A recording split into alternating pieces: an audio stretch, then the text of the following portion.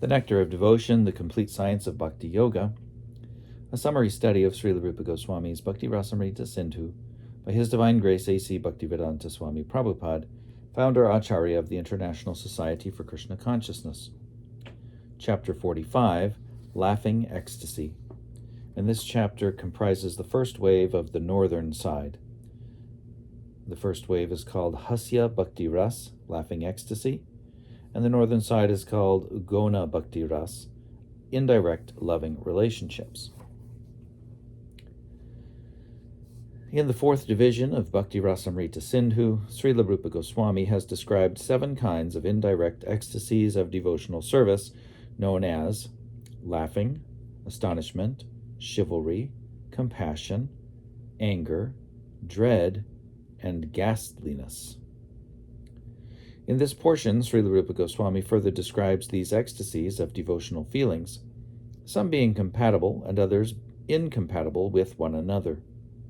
When one kind of ecstatic devotional service overlaps with another in a conflicting way, this state of affairs is called rasa bhasa, or a perverted presentation of mellows.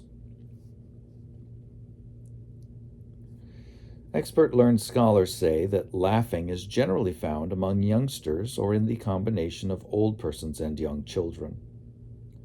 This ecstatic, loving laughing is sometimes also found in persons who are very grave by nature. Once, an old mendicant approached the door of Mother Yashoda's house, and Krishna told Yashoda, quote, "My dear mother, I don't wish to go near this skinny villain.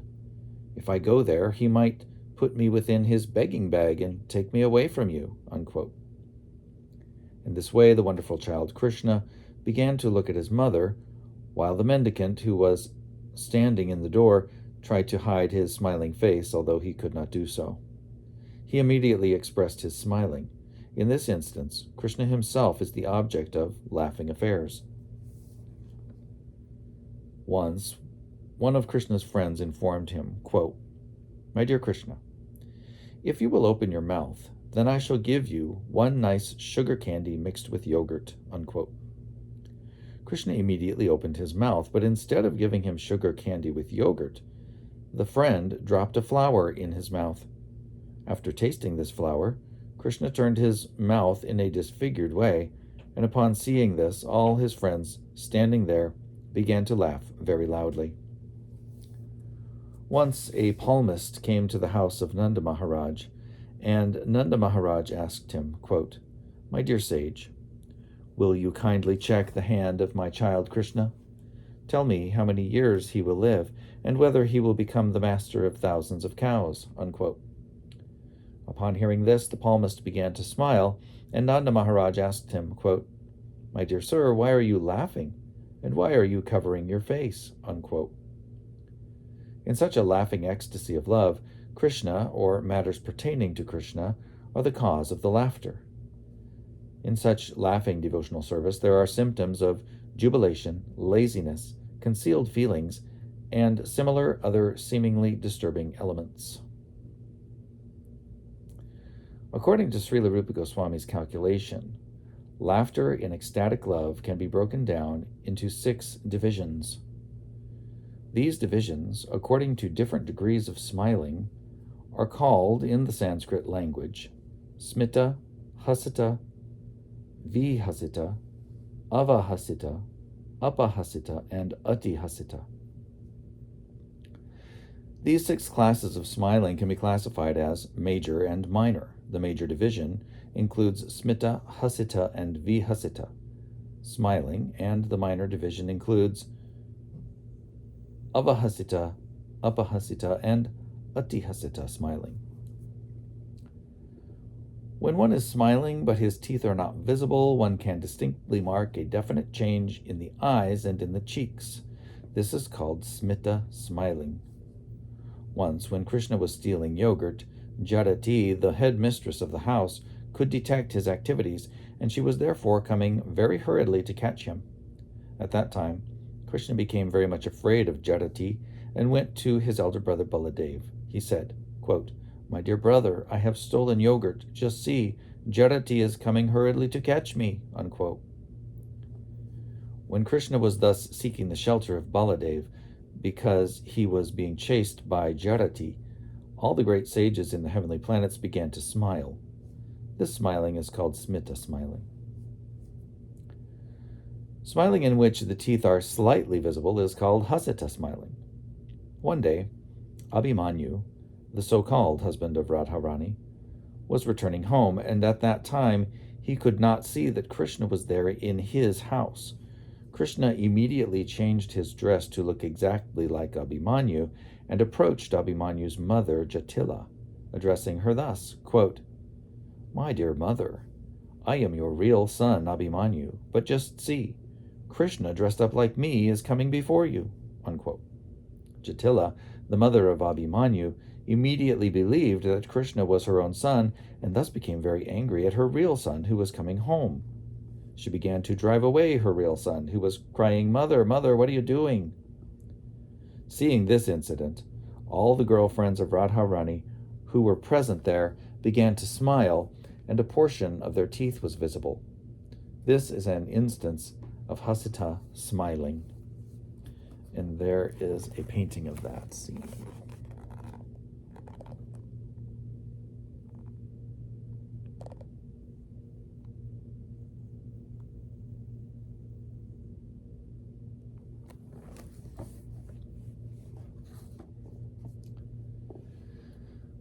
When the teeth are distinctly visible in a smile, that is called vihasita. One day when Krishna was engaged in stealing butter and yogurt in the house of Jatila, he assured his friends, quote, "My dear friends, I know that this old lady is now sleeping very profoundly because she is breathing very deeply. Let us silently steal butter and yogurt without making any disturbance," unquote. But the old lady Jatila was not sleeping, so she could not contain her smiling, and her teeth immediately became distinctly visible. This is an instance of vihasita smiling. In a state of smiling, when the nose becomes puffed and the eyes squint, the smiling is called avahasita. Once, early in the morning, when Krishna returned home after performing his rasa dance, Mother Yashoda looked upon Krishna's face and addressed him thus. Quote, "My dear son, why do your eyes look like they have been smeared with some oxides? You have dressed yourself with the blue garments of Baladev? Or have you dressed yourself with the blue garments of Baladev?" Unquote. When Mother Yashoda was addressing Krishna in that way, a girlfriend who was nearby began to smile with a puffed nose and squinting eyes. This is an instance of avahasita smiling. The gopi knew that Krishna had been enjoying the rasa dance and that Mother Yashoda could not detect her son's activities or understand how he had become covered with the gopi's makeup. Her smiling was in the avahasita feature. When tears from the eyes are added to the smiling and the shoulders are shaking, the smile is called apahasita. When child Krishna was dancing in response to the singing of the old maidservant Jarati, Narada was astonished. The Supreme Personality of Godhead, who controls all the movements of great demigods like Brahma, was now dancing to the indications of an old maidservant. Seeing this fun, Narada also began to dance, and his shoulders trembled and his eyes moved. Due to his smiling, his teeth also became visible, and on account of the glaring effulgence from his teeth, the clouds in the skies turned silver. When a smiling person claps his hands and leaps in the air, the smiling expression changes into atihasita, or overwhelming laughter.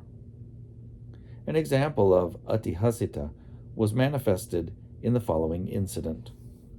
Krishna once addressed Jarati thus, quote, "My dear good woman, the skin of your face is now slackened, and so your face exactly resembles a monkey's. As such, the king of the monkeys, Balimukha, has selected you as his worthy wife," unquote. While Krishna was teasing Jarati in this way, she replied that she was certainly aware of the fact that the king of the monkeys was trying to marry her. But she had already taken shelter of Krishna, the killer of many powerful demons, and therefore she had already decided to marry Krishna instead of the king of the monkeys. On hearing this sarcastic reply by the talkative Jarati, all the cowherd girls present there began to laugh very loudly and clap their hands. This laughter, accompanied by the clapping of hands, is called ati hasita. Sometimes there are indirect sarcastic remarks which also create ati hasita circumstances. An example of one such remark is a statement which was made by one of the cowherd girls to Kutila, the daughter of Jatila and sister of Abhimanyu, the so-called husband of Radharani. Indirectly, Kutila was insulted by the following statement, quote, "My dear Kutila, daughter of Jatila, your breasts are as long as string beans, simply dry and long. Your nose is so gorgeous that it defies the beauty of the noses of frogs, and your eyes are more beautiful than the eyes of dogs. Your lips defy the flaming cinders of fire, and your abdomen is as beautiful as a big drum. Therefore, my dear beautiful Kutila, you are the most beautiful of all the cowherd girls of Vrindavan, and because of your extraordinary beauty, I think you must be beyond the attraction of the sweet blowing of Krishna's flute." Unquote.